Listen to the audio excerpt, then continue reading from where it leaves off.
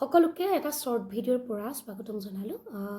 মই আচলতে এটা কমেণ্ট পাইছিলোঁ, যেহেতু কালিলৈ শিৱৰাত্ৰিৰ কাৰণে এটা ৰেমেডি দিবলৈ কৈছিলে। আচলতে মই ক্লাছ কৰি থকাৰ কাৰণে অকণমান ব্যস্ত হৈ আছোঁ, দিব পৰা নাই। তথাপিও কিন্তু ক্লাছৰ মাজৰ পৰা এটা মই শৰ্ট ভিডিঅ' ক্ৰিয়েট কৰিছোঁ আপোনালোকলৈ বুলি।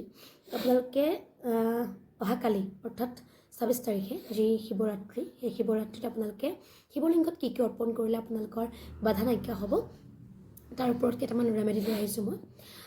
যদি আপোনালোকে কেঁচা গাখীৰ অৰ্পণ কৰে শিৱলিংগত, তেতিয়াহ'লে আপোনালোকৰ কি হ'ব, জীৱনৰ পৰা বাধাখিনি আঁতৰিব।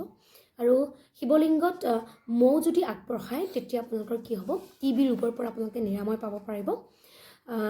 গাখীৰ আৰু চেনি অৰ্পণ কৰিলে শিশুৰে ক্ষেত্ৰত ভাল হ'ব। আচলতে শিশুৱে ভালকৈ মনোযোগ দি পঢ়িব, ভাল হ'ব শিশুৱে। গতিকে আপোনালোকে কি কৰিব, গাখীৰ আৰু চেনি অৰ্পণ কৰিব।